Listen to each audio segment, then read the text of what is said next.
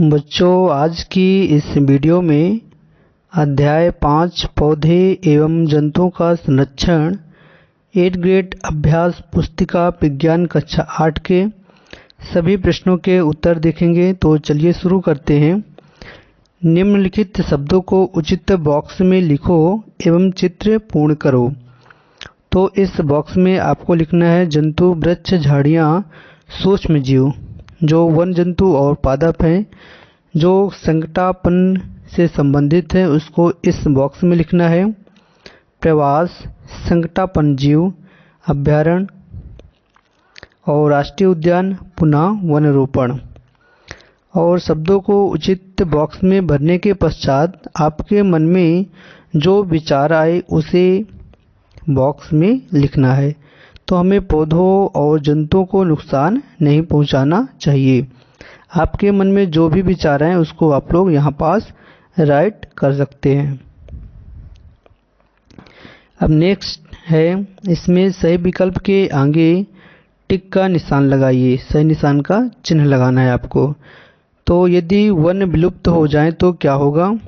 वायु में CO2 की मात्रा बढ़ जाएगी। एक अभयारण्य में काला हिरण, सुनहरी बिल्ली, घड़ियाल तथा गेंडा क्या दर्शाते हैं? संकटापन स्पीशीज। वनोन्मूलन का प्राकृतिक कारण क्या है? इसमें दावानल और भीषण सूखा दोनों है।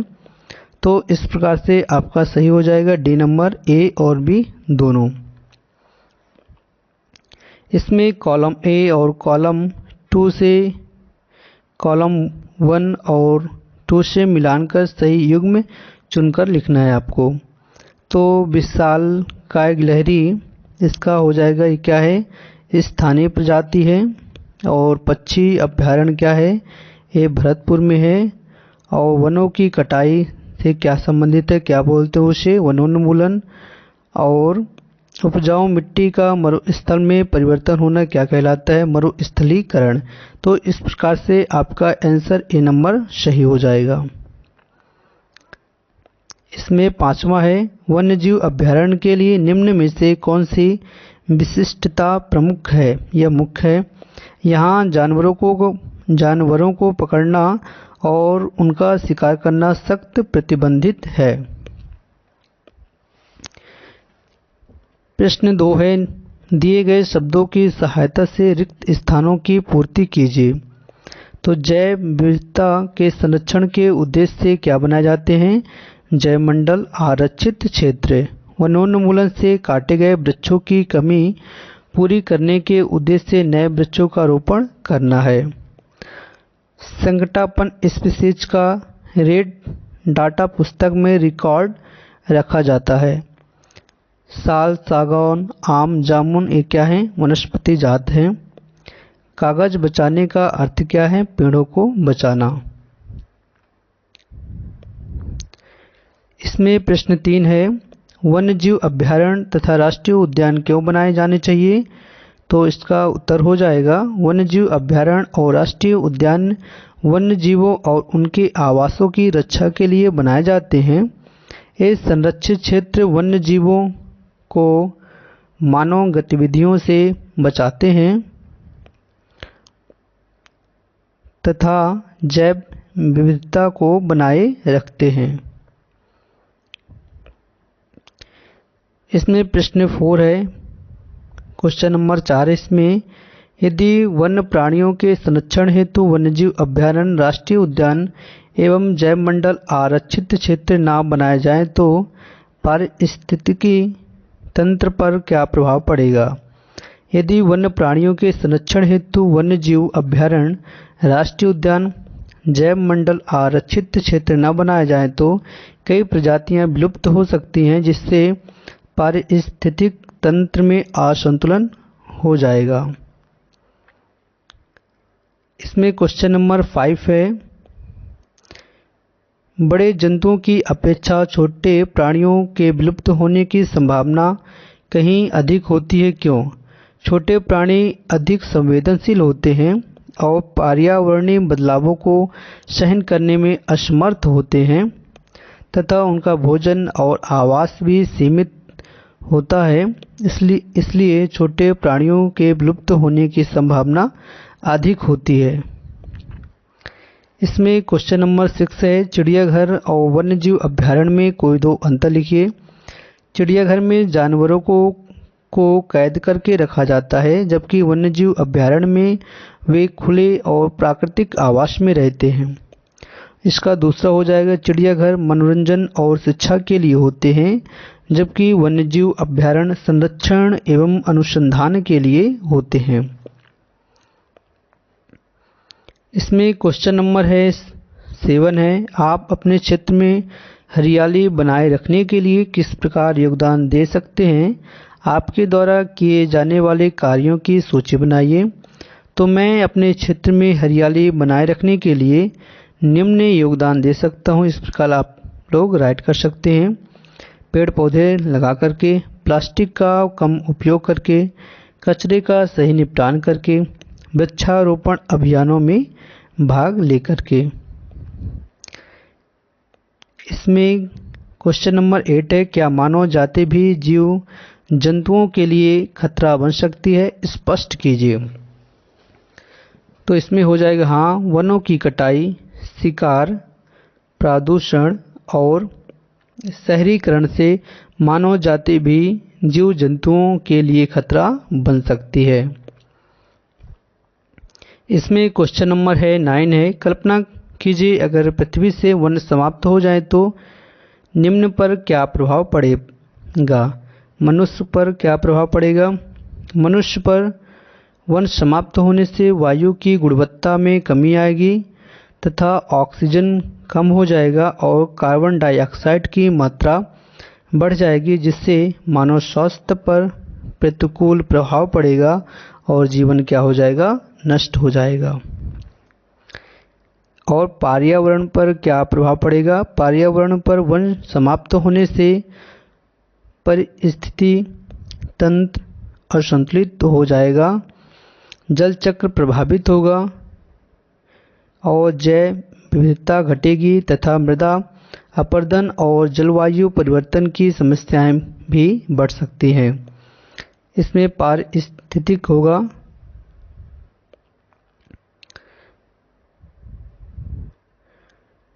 इसमें क्वेश्चन नंबर अब 10 है, यदि ध्रुवीय भालू को सतपुड़ा राष्ट्रीय उद्यान में रहने के लिए लाया जाए तो क्या वो अपना अस्तित्व लंबे समय तक बनाए रख पाएगा?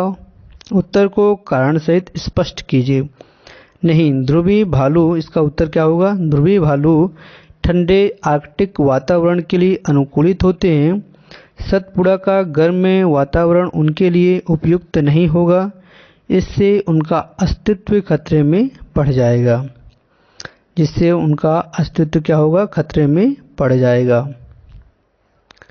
नेक्स्ट है, इसमें क्वेश्चन नंबर 11 है, पहली अपने माता पिता के साथ राष्ट्रीय उद्यान भ्रमण के लिए गई। वहाँ उसने नदी किनारे कुछ पक्षी देखे। पहली की माँ ने उसे बताया कि ये पक्षी संसार के अन्य भागों से उड़कर यहाँ आए हैं। बताइए, ये पक्षी जो अपने मूल आवास से उड़कर सुदूर क्षेत्रों तक लंबी यात्रा करते हैं, क्या कहलाते हैं? ये पक्षी प्रवासी पक्षी कहलाते हैं। ये पक्षी अपना मूल आवास छोड़कर सुदूर क्षेत्रों की यात्रा क्यों करते हैं? ये पक्षी भोजन, आवास और प्रजनन के लिए अनुकूल परिस्थितियों की तलाश में यात्रा करते हैं।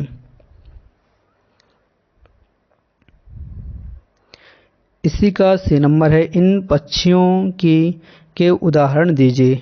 साइबेरियन क्रेन, फ्लेमिंगो प्रवासी पक्षी के उदाहरण हैं। बाघ उन स्पीशीज में से एक है जो धीरे धीरे हमारे वनों में से समाप्त हो रहा है, लेकिन वन्य जीवों के लिए आरक्षित क्षेत्रों में बाघों की संख्या में वृद्धि हो रही है। इनका कारण क्या है? इसका कारण है कि वन्य जीवों के लिए आरक्षित क्षेत्र में बाघों को सुरक्षित आवास, पर्याप्त भोजन और शिकार के लिए उपयुक्त परिस्थितियां मिलती हैं। इन संरक्षित क्षेत्र में मानव गतिविधियां कम होती हैं, जिनसे बाघों की आबादी बढ़ने में मदद मिलती है। इस प्रकार आप लोग राइट कर सकते हैं। इसमें प्रश्न 13 है, किसी पारितंत्र में हरे पेड़ पौधे, शाकाहारी तथा मांसाहारी जीव जंतु एवं सूक्ष्म जीव पाए जाते हैं। यदि इस पारितंत्र में कुछ प्रतिकूल परिस्थितियां उत्पन्न हो जाएं तो क्या होगा? जैसे यदि हरे पेड़ पौधों सूख जाएं तो क्या होगा?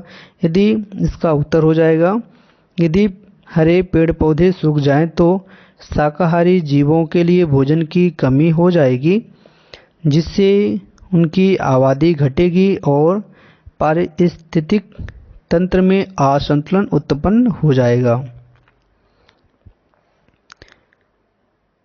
इसी का दूसरा नंबर है, यदि मांसाहारी जंतुओं की संख्या में वृद्धि हो जाए तो क्या होगा? तो इसका उत्तर हो जाएगा, यदि मांसाहारी जीवों की संख्या में वृद्धि हो जाए तो शाकाहारी जीवों का शिकार बढ़ जाएगा, जिससे शाकाहारी जीवों की संख्या घटेगी और पारिस्थितिक तंत्र और असंतुलित हो जाएगा। इसी का तीसरा है, यदि शाकाहारी जंतु समाप्त हो जाएं तो क्या होगा? यदि शाकाहारी जंतु समाप्त हो जाएं तो मांसाहारी जीवों के लिए भोजन की कमी हो जाएगी, जिससे उनकी भी संख्या क्या हो जाएगी? घट जाएगी और पारिस्थितिक तंत्र असंतुलित हो जाएगा। इसी का चौथा नंबर है, पारितंत्र में सूक्ष्म जीवों का क्या महत्व है?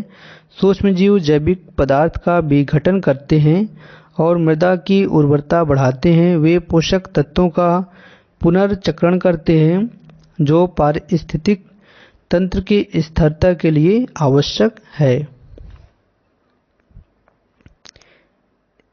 इसमें है क्वेश्चन नंबर 14 है। 14 का फर्स्ट नंबर है, वन अभयारण्य, राष्ट्रीय उद्यान, जैव मंडल, आरक्षित क्षेत्र की विशेषताएं लिखिए। तो इसकी विशेषताएं क्या हो जाएंगी? वन अभयारण्य, वन अभयारण्य में वन्य जीवों का संरक्षण होता है तथा मानव गतिविधियां क्या होती हैं? सीमित होती हैं। राष्ट्रीय उद्यान, इसमें संरक्षण सख्त होता है तथा मानव गतिविधियां प्रतिबंधित होती हैं।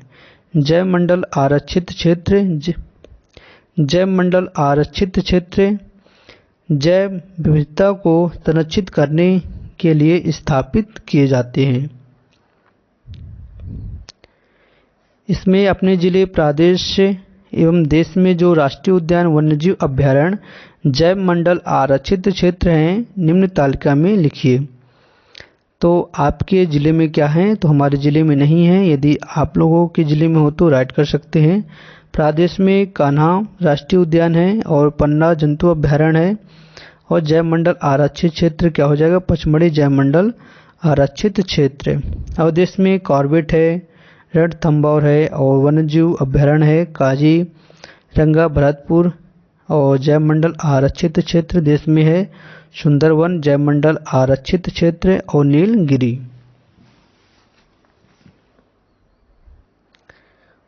इसमें क्वेश्चन नंबर है 15 है, एक विद्यालय में प्रतिवर्ष 4 टन कागज की खपत होती है। यदि यह विद्यालय अपने कागज को प्रतिपूर्ति करना चाहते हैं तो इन्हें प्रतिवर्ष कितने पौधों को लगाना होगा? 1 टन कागज के लिए 17 वृक्षों को काटा जाता है।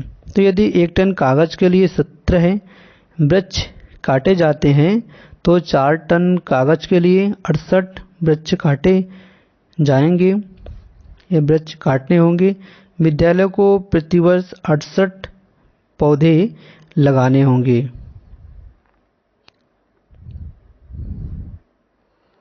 इसमें इसी का प्रश्न दूसरा हो जाएगा।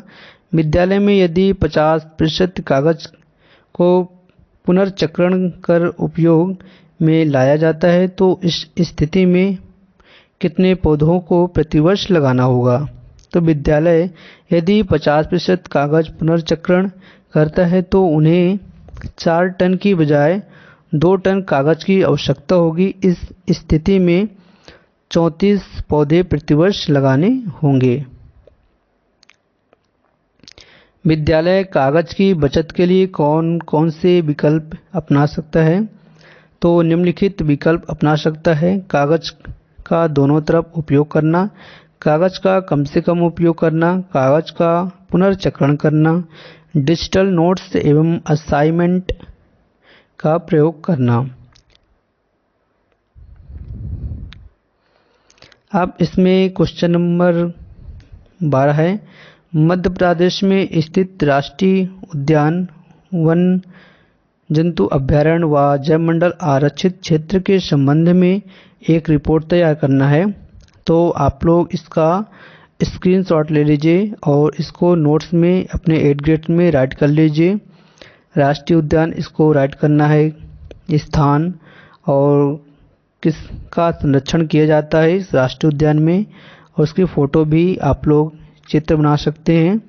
और इसको रिपोर्ट मतलब ये किसके लिए, इसका उद्देश्य क्या है, उसको भी इसमें राइट करना है। तो आप लोग इसका स्क्रीनशॉट लेके राइट कर सकते हैं।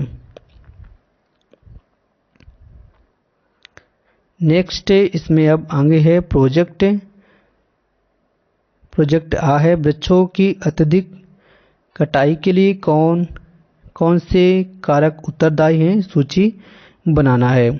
तो वृक्षों की अत्यधिक कटाई के लिए निम्नलिखित कारक उत्तरदायी हैं। पहला शहरीकरण, कृषि का विस्तार, उद्योग तथा कारखानों की स्थापना, लकड़ी और ईंधन की बढ़ती मांग, अवैध रूप से वनों की कटाई। और इसमें लास्ट में है वनों की कटाई वनोन्मूलन से पर्यावरण पर क्या प्रभाव हो रहे हैं, लिखिए। तो वनों की कटाई से पर्यावरण पर प्रभाव, जलवायु में परिवर्तन, वायु एवं मृदा प्रदूषण, वन्य जीवों का आवास नष्ट होना, जैव विविधता की कमी, बाढ़ और सूखे की घटनाओं में वृद्धि। Thank you for watching this video. Like, share, subscribe.